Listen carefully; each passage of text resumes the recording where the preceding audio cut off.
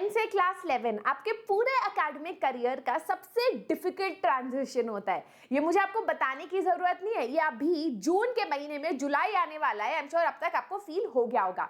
This is your master teacher Surabhi Gupta from Vedantu and मेरी कक्षा में आपका स्वागत है। आज के सेशन में मैं आपको बताने वाली हूँ what are certain things that you need to ensure कि आप करो अगर आप क्लास 11 और 12 में अच्छे मार्क्स लाना चाहते हो। क्लास 11 में अगर आपको लग रहा है कि बहुत ज्यादा एफर्ट लग रहा है, बहुत ज्यादा पसीने छूट रहे हैं, you are feeling like completely different student जो आप क्लास 10 तक थे, आप डाउट कर रहे हो अपनी एबिलिटी पे, अपनी पढ़ाई पे, अपने स्ट्रीम पे, तो आप नॉर्मल हो, है ना। ऐसा कोई बच्चा नहीं है जिसको क्लास 11 स्मूथ लाइक बटर लगी हो, और अगर कोई होगा तो बहुत ही ज्यादा कम परसेंटेज में होंगे वो ऐसे बच्चे, है ना। सब लोग क्लास 11 डिफिकल्ट समझते हैं। बल्कि मुझसे एक बार किसी ने पूछा था कि अगर आपके पास टाइम मशीन हो, would you go back to your class 11 and 12? मैंने कहा नहीं, कहीं भी ले जाओ, डायनासोर्स के पास ले जाओ, बट क्लास 11 में वापस नहीं जाऊंगी। बिकॉज आई स्टिल रिमेंबर कि जब जो क्लास 10 में मेरे अंदर कॉन्फिडेंस था एज अ स्टूडेंट, वो क्या फूटा था जब मैं क्लास 11 के मिड टर्म्स तक आई थी। ठीक है, you guys already know me, मेरा नाम है Surabhi Gupta. I teach economics of class 11 on this channel. ठीक है, तो the first thing let's understand how is class 11 different from class 10। कुछ चीज आपको पता है, कि हाँ भाई सिलेबस जो है क्लास 11 का काफी ज्यादा है ना। क्लास 10 में आप इसीलिए आखिरी 15 दिन भी पढ़ लेते हो क्योंकि सिलेबस इतना नहीं होता। आपको लगता है होता है बट इतना होता नहीं है। क्लास 11 में हर एक कॉन्सेप्ट के पेजेस पे पेजेस जो है अंडरस्टैंडिंग हो, वो सिर्फ एनसीईआरटी में। उसको समझने के लिए आपकी रेफरेंस बुक्स भी बढ़ जाती है, क्वेश्चंस भी बढ़ जाते हैं, राइट। तो सिलेबस ऑब्वियसली बहुत ज्यादा है, इसीलिए आपको पढ़ाई के घंटे भी बढ़ाने पड़ते हैं, और ये हमें एकदम से समझ नहीं आता, बाद में समझ आते हो तब तक बड़े बैकलॉग्स हो जाते हैं, तो पढ़ाई के घंटे भी बढ़ाने पड़ते हैं। अंडरस्टैंडिंग बड़ी इंपॉर्टेंट हो जाती है। क्लास 10 में मुझे पता है कैसे पढ़ाई होती है, समझ नहीं आ रहा, ये 10 क्वेश्चन रट लो, एग्जाम देके आ जाओ, हो जाएगा। अब ऐसा नहीं चलेगा, अब अंडरस्टैंडिंग बड़ी जरूरी हो जाती है, राइट। एंड फाइनली डिस्ट्रैक्शंस भी क्लास 11 में काफी बढ़ जाते हैं। लड़का कैसा दिखता है, लड़की कैसी दिखती है, उसने मेरा हाथ छुआ, मैंने उससे बातें की, एंड अदर डिस्ट्रैक्शंस। बिकॉज पढ़ाई में ध्यान नहीं लगता, बिकॉज पढ़ाई में मजा नहीं आ रहा होता, फिर आप कहीं और मजे ढूंढते हो, जैसे भाई टीवी देख ले, वीडियो गेम्स देख ले, रील्स देख ले। तो डिस्ट्रैक्शंस भी काफी ज्यादा क्लास 11 में बढ़ जाते हैं। तो फोकस आपको करना है कि कोई भी सब्जेक्ट हो, चाहे वो इकोनॉमिक्स हो, फिजिक्स हो, केमिस्ट्री हो, कॉमर्स हो, अकाउंटेंसी हो, बिजनेस स्टडीज हो, आपको पढ़ना कैसे है।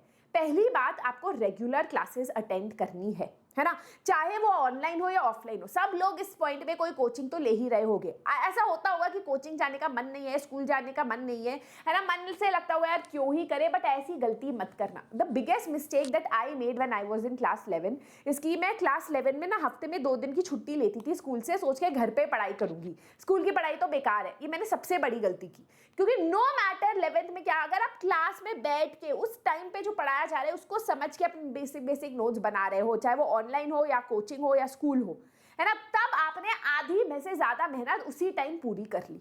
ये गलती मत करना, रेगुलर क्लासेस अटेंड करना और एक्टिवली उसको अटेंड करना। दूसरा है, हर दिन आपको अपने प्रैक्टिस प्रॉब्लम सॉल्व करने हैं, जो डेली डीपीपी बोलते हैं जिसको, है ना, डेली प्रैक्टिस प्रॉब्लम्स को आपको सॉल्व करने ही करने हैं हर दिन। ऐसा एक भी दिन मत छोड़ो जहां पर आके आपने प्रैक्टिस नहीं किए हो अपने प्रॉब्लम्स, बहुत ज्यादा जरूरी है। तीसरा है, प्लान योर क्लास 11। क्लास 10 में बिना प्लानिंग के चल जाता था, एग्जाम से 15 दिन पहले पढ़ लिया, हो गया। क्लास 11 में ऐसा बिल्कुल मत करना, नहीं तो क्या होता है, बहुत से ज्यादा बैकलॉग्स बन जाते हैं। लेट्स से अभी आपके बैकलॉग्स हैं, लेट्स से आपका काफी ज्यादा बैकलॉग हो गया है, शांति से लंबी सी सांस लो, कोई बात नहीं, ठीक है। अब आपको बताइए कि 11th में 10th स्टैंडर्ड नहीं है, आगे का समझ नहीं आ रहा होगा ज्यादा क्योंकि पिछले पार्ट का जो बैकलॉग पढ़ा है, तो कोई बात नहीं, क्लासेस जाते रहो, जो समझ आ रहा है उसके नोट्स बनाते रहो, और बैकलॉग पे अपना 60% ऑफ द टाइम लगाओ, सो दैट वो जल्दी जल्दी खत्म हो। प्लान बनाओ, what kind of time table should I make कि मेरा बैकलॉग भी खत्म हो जाए और जो अभी पढ़ाया जा रहा है उसको भी मैं छोड़ू ना, उसको भी मैं पढ़ता रहूं। जो आपका वीक सब्जेक्ट है उसको नेग्लेक्ट मत करो, बहुत ज्यादा टेंडेंसी होती है, मैंने बहुत किया, फिजिक्स को बिल्कुल नेग्लेक्ट किया। पता है एक पॉइंट पे मुझे ऐसा लग रहा था, एग्जाम 2 महीने दूर था, मुझे लग रहा था मैं फेल, क्या मैं जाऊं, मतलब मैं पेपर में ही जाके, मतलब होता है ना ऐसा दिमाग में, हक देंगे भाई, मतलब बहुत ही ज्यादा खराब था, and that is the truth. And that is when I sat down and I studied, है ना। 2 महीने में मैंने केमिस्ट्री फिजिक्स दोनों में मैं फेल हुई थी, पागलों की तरह पढ़ा कि भाई पढ़ना है, मैं फेल हो रही हूँ, है ना। तो हो गया, अगर आप बैठ के ध्यान लगा के करोगे तो होगा, बस आपको रिविजन करने की कॉन्स्टेंटली जरूरत है। रेफरेंस बुक्स देख लो, अपने हिसाब से देख लो, I am not gonna name any, है ना, यहाँ पर लिखा हुआ है, बट आप अपने हिसाब से देखो बेस्ट रेफरेंस बुक्स क्या है।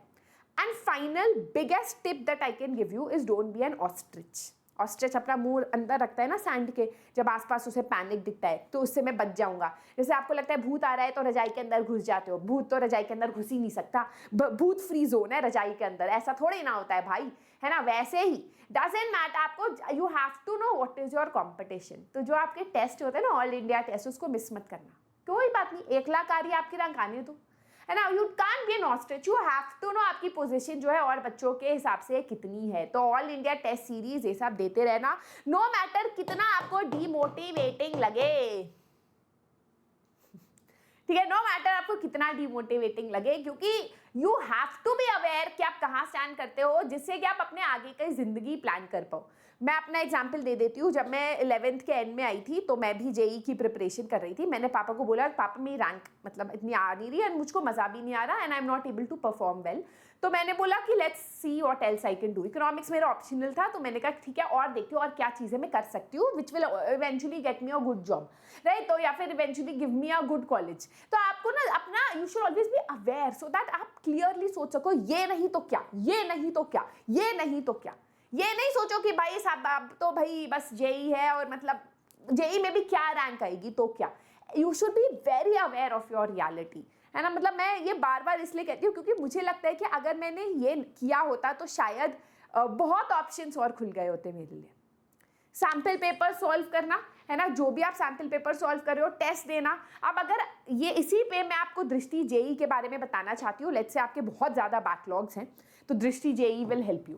लेट्स से आप ऐसे बच्चों की 11 बिल्कुल पल्ले नहीं पड़ रहे, कोचिंग में बिल्कुल डिमोटिवेट हो रहे हो, तो Drishti JEE is the batch for you. यहाँ पर आपको पूरे साल का क्लास 11 का जो कोर्स है पढ़ाया जाएगा with our by our amazing teachers, and not just that, हर सेशन का रिप्ले भी आपको मिलता है। तो बहुत बार होता है हम कोचिंग जाते हैं, सेशन निकल गया, बैकलॉग कैसे पूरा करें, यूट्यूब में कोई पढ़ाता नहीं है डिटेल में, तो यहाँ पर आप उस सेशन का रिप्ले देखो आराम आराम से, है ना, क्वेश्चन सॉल्व करो। यहाँ पर हर दिन आपको टेस्ट मिलता है, उसको सॉल्व करो, प्रैक्टिस करो, डाउट पूछ सकते हो, डाउट ऐप में वो कर लो, right. All of this is available just for 1999 rupees. आपको यहाँ पर बुक्स भी मिलती है फ्री की पेडागॉजी ऐप में, तो उसको भी कर लो जेई नीट के लिए, है ना। तो ये सारे फीचर्स आपको यहाँ मिलते हैं। तो इतने कम रेट पे, जितने रेट पे शायद आप पिज्जा खाते होगे 2 लोग, है ना, मार्केट में जाके एक डिनर खाते होगे रेस्टोरेंट में जाके, उतने रेट पे पूरे साल की पढ़ाई आपको कराई जाएगी।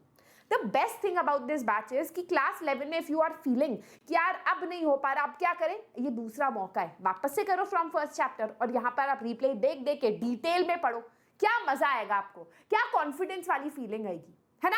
तो इसका अगर आपको इसी रेट पे ये चाहिए तो कुछ ही दिनों के लिए इसका लिंक आपको डिस्क्रिप्शन बॉक्स में मिल जाएगा। मेरा कूपन कोड पहले से लगा हुआ है to get you this discount.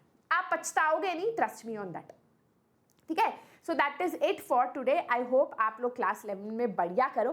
Comment में मुझे बताओ if there is one word to describe class 11, what will you describe it as. Do not forget to give a thumbs up, share and subscribe.